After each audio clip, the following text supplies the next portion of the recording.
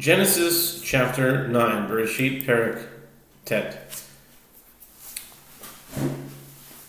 Vayivarech Elohim et Noach et banav, vayomer lahem peru urevu umil'u et haaretz. And God blessed Noach and his sons, and he said to them, "Be fruitful and multiply, and fill the earth. Umora achem b'chitchem yihye al kol chayat haaretz, v'al kol of hashamayim, v'chol asher tirmos ha'adama, v'chol degei hayam v'yedchem nitanu. And your fear and your dread shall be upon all the beasts of the earth and upon all the birds of the heavens, and the birds of the heaven." Well, Shemaim is an interesting word because Shemaim is plural. It can mean heaven or it can mean heavens. So here they translate it heaven, maybe even just the sky. In this case, and everything that creeps upon the ground and upon all the fish of the sea, for they have been given into your hands. Kol remes asher hu chai lachem yihye leochla, ki yerek esev natati lachem et kol. Every moving thing that lives shall be yours to eat. This is interesting. Every moving thing that lives shall be yours to eat. Is that really true? Do we eat insects? Do we eat... Maybe this was for Noah. I never realized this verse. Every moving thing, kol remes, shall be yours to eat. Like the green vegetation, I have given you everything. Natati lechem et kol. This is an interesting thing. Whenever I don't know the meaning of something, I go to Gematria. Natati lechem et kol is 1401.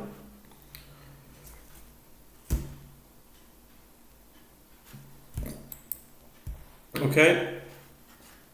Ach basar benashod damo lo tochelu. But flesh with its soul, its blood, you shall not eat.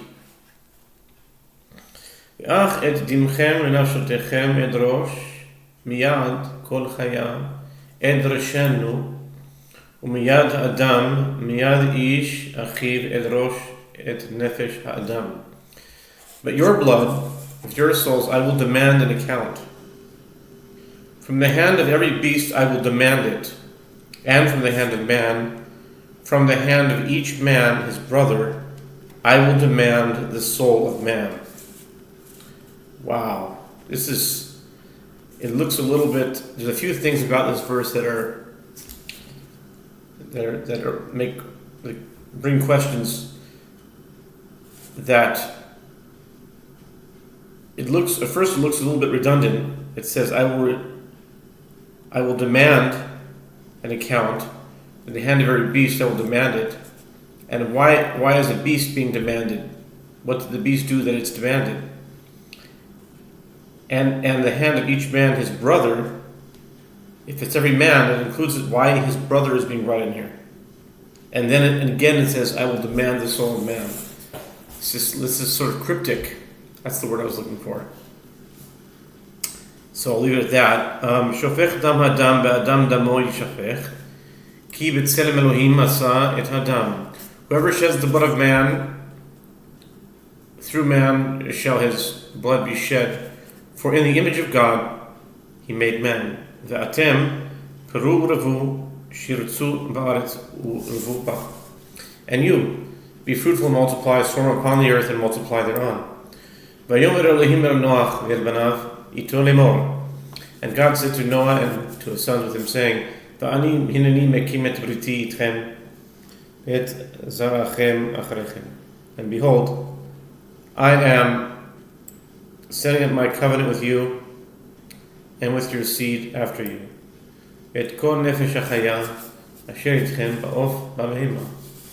V'kol chayat haaretz itchem mikol yotzei hativa.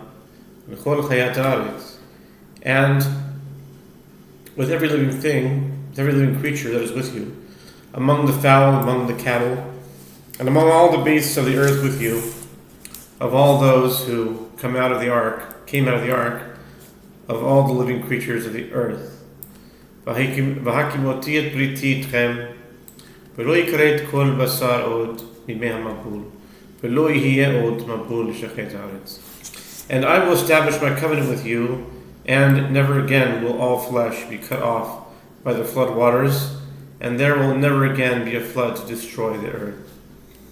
ויאמר אלוהים זאת אות הברית, אשר אני נותן ביני וביניכם, ובין כל נפש חיה, אשר איתכם לדורות עולם.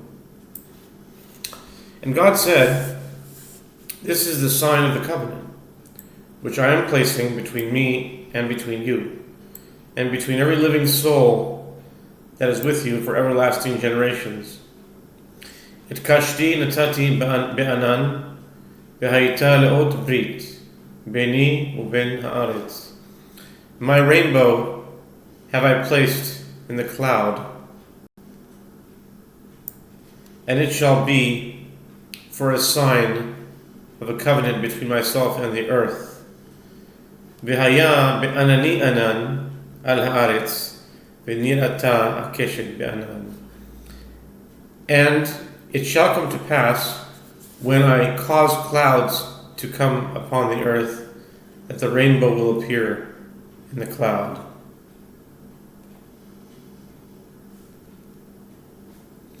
וזכרתי את בריתי. It's just an idea that came to mind, an explanation of Anani Anan and the colors of the rainbow. The rainbow is known for having many colors, and clouds can be symbolic of confusion. You know, it's said like when someone's having a cloudy day, when something's cloudy, they can't see clearly, it's foggy, it's cloudy. So this can be, like a homiletic interpretation of this can be that within the clouds, if you look at the colors, you'll be able to make your way through the cloudy mental confusion. If there's mental clouds, then if you focus on the colors, what are the colors? The colors are the numbers. Why are colors numbers? Well, for a few reasons. Color,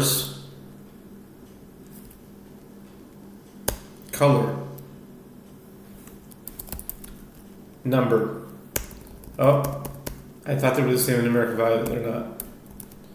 Okay, so forget that. But color is 63, and number is 73. In English Gematria.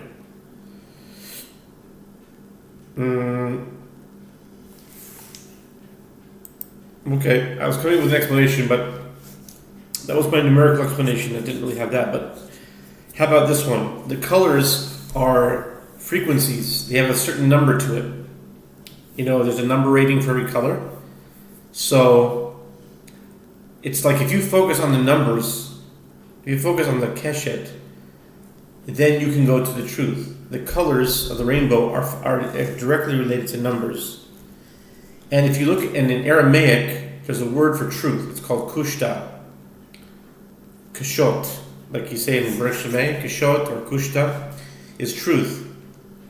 And even though keshet is with a taf and kushta I think is with a tet, but still it can be compared to the sound.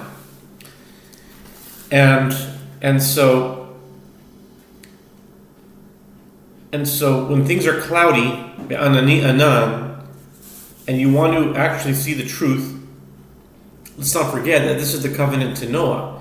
This is not specifically related to Jewish people. This is all humanity. That all humanity as one can connect with the rainbow, meaning the colors of the rainbow, meaning the numbers. This is a remez, this is a hint to mathematics. Because when the idea is when one is cloudy mentally and not knowing what the truth is, then one can look to mathematics, meaning colors, meaning rainbow, and you can connect with God through His covenant in verse 14 here. So that's okay. וזכרתי את בריתי אשר ביני וביניכם ובין כל נפש חיה כל בשר ולא יהיה עוד מים למבול לשחט כל בשר. And I will remember my covenant which is between me and between you, and between every living thing, every living creature among all flesh, and the water will no longer become a flood to destroy all flesh. והייתה הקשת בענן וראיתיה לזכור ברית עולם בין אלוהים ובין כל נפש חיה וכל בשר אשר על הארץ. And the rainbow shall be in the cloud. And here's even a more up-to-date explanation. The rainbow, what's the cloud? In today's modern computer terms, what's a cloud? The cloud is this, computational source of information. The cloud is known as it's like a body of information, of data that's held in cyberspace. So the rainbow, the colors, will be in the cloud. If you use the mathematics, you can navigate the cloud. הייתה הקשת בענן וראיתיה לזכור ברית עולם בין אלוהים ובין כל נפש חיה וכל בשר אשר על הארץ.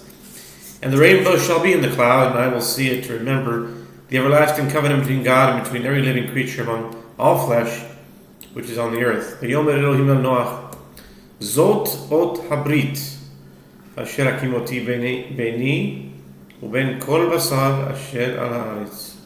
And God said to Noah, this is the sign of the covenant that I have set up between myself and between all flesh that is on the earth. ויהיו בני נוח היוצאים מן התיבה שם וחם ויפת וחם הוא אבי כנען. And the sons of Noah who came out of the ark were Shem, Ham, and Japheth. And Ham, he was the father of Canaan.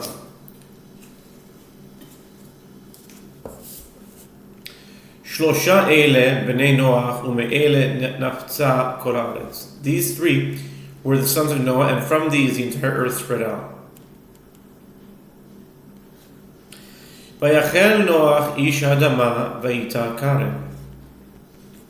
And Noah began to be a master of the soil, and he planted a vineyard. Now think about this. Think about planting a vineyard. How long does it take for the grapes to grow and to be ready to make grape juice?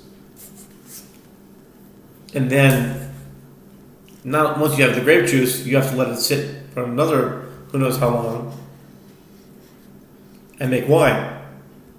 It's a long time. But here in these verses, you just see it one verse to the next. It looks like it's the next day, but it actually could have been 100, 200 years. I mean, after the flood, let's see, Noah was 601 years old. It was 1 year of the flood, and he passed away at 950. So you have 350 years there, 349 years. So it could have been 100, 200 years until this wine was actually ready. I don't know, 100 years? How long does it take to plant a vineyard? I don't know, it's not a year or two, many years. Anyway, that's just an observation on that. ויש מן היין וישכר ויתגל בתוך אהלו. And he drank of the wine and became drunk, and he uncovered himself within his tent. This is very interesting. This is also a cryptic verse. I mean, just because someone gets drunk, do they take off their clothing? Is that always the case? I mean, that's not always the case. Why? What's going on here, really? I mean, we always take this verse that is just, he got drunk and then he got naked, that was it. I mean, but I think there was much more to this. Wine doesn't make you do that. I mean, if he took a hallucinogenic, something he didn't know what it was, and he completely, but like, what was going on here? That's my question. I don't have an answer.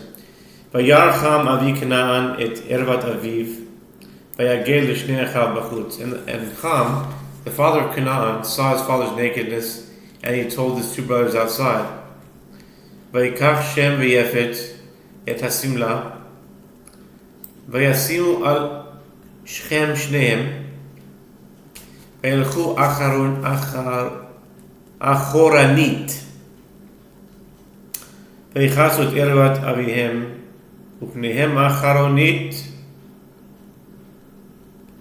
וערוות אביהם לא ראו. I wonder why it says acharonit twice. Does it really need to say it twice?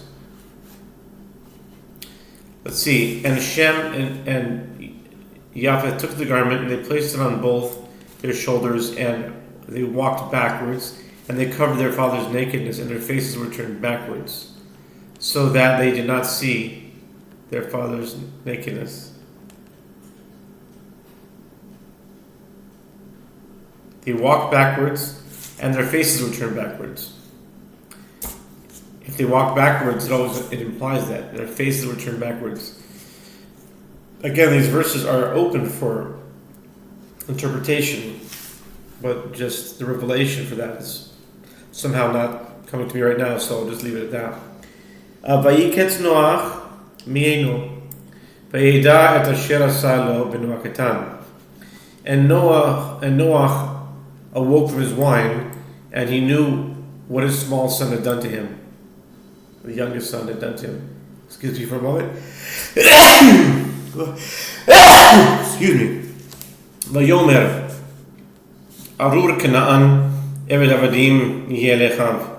And he said, "Cursed be Canaan. He shall be a slave among slaves to his brethren." Now, the question is, why Canaan, if it was Ham that did it? You could say he's cursing his generations, but why didn't he curse him by name? It's a question.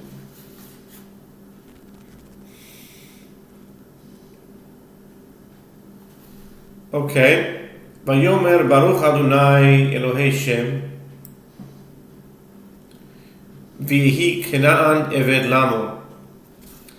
And he said, "Blessed be the Lord, the God of Shem, and may Canaan be a slave to them." How did this get fulfilled? It looks like this has implications that are going further down into the future. It's not just here. It's talking about Canaan and Shem, because if you think about it, why did he bless Shem? Why didn't he say, "Blessed be the God of Yefet"? Yefet did the same, according to the verse. Yefet and Shem were at the same level. They both went backwards. There's nothing more that Shem did than Yefet. So there's something that's silent here in the verse that allows us to question what's going on. Why did Noah say, "Blessed be the God of Shem"? Is he not also the God of Yefet? Okay, this is another question. Baruch Adonai Elohei Shem v'yehi Canaan Eved Lamo. And why is Canaan being a servant to him and not to Yefet? Why is Yefet left out of this equation? And he said, "Blessed be the Lord God of Shem, and may Canaan be a slave to them." And now he addresses Yefet. Yafta Elohim liYefet, v'yishkon be'olei Shem, v'yehi Canaan Eved Lamo. Okay, so here the verse says that. I kind of jumped the gun. I just had to wait till the next verse. He says that Canaan will be a slave to them as well. Yafta Elohim liYefet. Okay, may God expand Japheth, and may he dwell in the tents of Shem. Why? We have to understand who these people are. And may Canaan be a slave to them. Okay. ויחי נוח אחר המבול 300 שנה ו50 שנה. And Noah lived after the flood 350 years.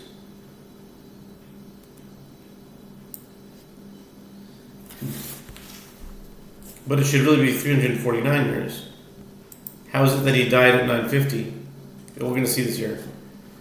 ויהי כל ימי נוח 900 שנה ו50 שנה וימות.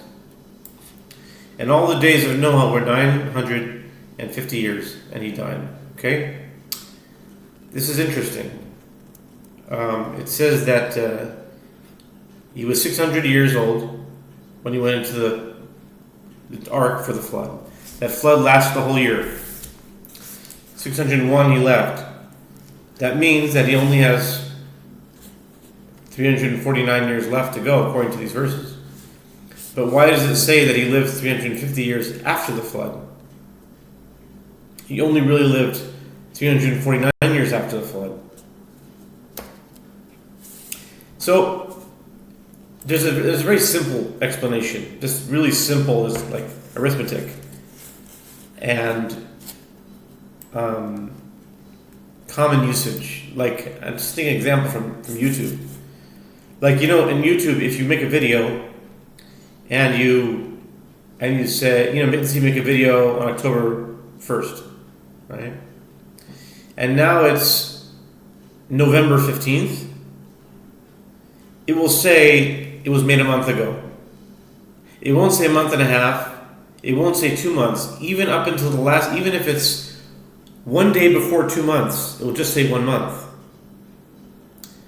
And I can sort of see the logic behind that, because unless you've completed 2 full months, it's not 2 months. It's a month and something, so it's still considered a month and something. So they relegate that something to just part of that month. So maybe that logic is being conveyed here.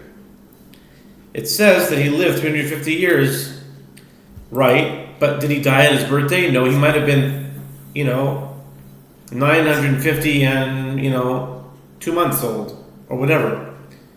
So that's a very, very simple explanation. 350. I want to make sure that I made that it's a correct analogy. 350 years. Actually, it's the opposite. 350 years would mean. So it should really be 349 until he. Why 3? Okay, so maybe they applied the same logic the opposite way. They rounded it off to 350. Anyway, there's 2 ways you can look at it. I guess YouTube could just as easily say 2 months once you passed a month and a half. So maybe that's what they did here. Either way, so the truth is I don't know the answers. I've heard some people say that during the flood, time stopped so that it was reset to his 600th year. It's as if he didn't lose that year, never happened. Time froze. And so that's why he lived 350 years. So those are a couple of explanations.